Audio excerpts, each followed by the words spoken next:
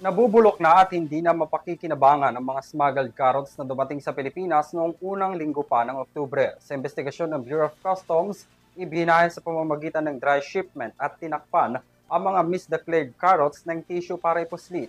Narito ang aking report. Halos magtatatlong linggo na mula nang dumating sa Pilipinas ang mga agri-products na ito na nagkakahalaga ng 13 milyong piso sa Port of Manila. 3 container van ay sinakay sa pamamagitan ng dry shipment ang modus na sinubukang ipuslit ayon sa Bureau of Customs. Sa investigasyon ng BOC, hindi lang mga duties at taxes ang iniwasan ng mga sangkot rito kundi ang pagsusuri sa mga gulay na hinihinalang may halong kemikal para tumagal ang shelf life nito. Nung carrots, yun ang aming titingnan ngayon, no? Dahil ito ay hindi dumaan sa pagsusuri ng Department of Agriculture, maaaring kargado to ng kung anumang chemical para mapahaba yung kanyang lifespan. Pinaghinalaan raw ng Alert Monitoring Unit ang shipment, kaya dito ay sinailalim sa physical examination at tumambad ang mga nabubulok na carrots na nasa 53,283 kilograms. Isa rin sa kinukonsidera ang timbang ng shipment dahil nakadeklarang storage boxes at napkins. Masangsang nasa ilong at hindi nakatanggap-tanggap ang amoy ng mga carrots na ito na sinubukang ipuslit dito sa Port of Manila at dumating sila noong October 2. Ayon sa Bureau of Customs, galing China ang mga produktong ito na tinangkang ipuslit at nakadeklarang bathroom fixtures.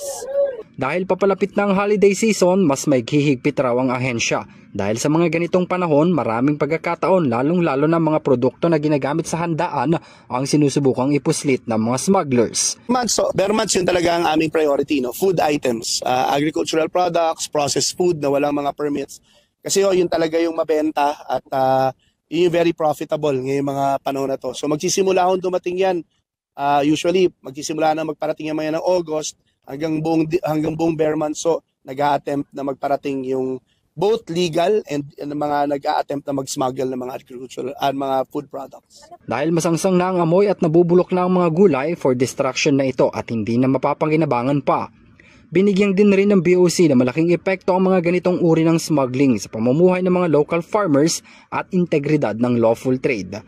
Inihahanda na rin ang kasong isasampa sa mga nasa likod ng smuggling kabilang na ang Customs Modernization and Tariff Act, pati na ang pagsasampa ng kaso ng paglabag sa Anti-Agricultural Economic Sabotage Act kung saan non-bailable at panghabang buhay na pagkakakulong sa oras na mapatunayang may pagkakasala ang mga nasa likod nito.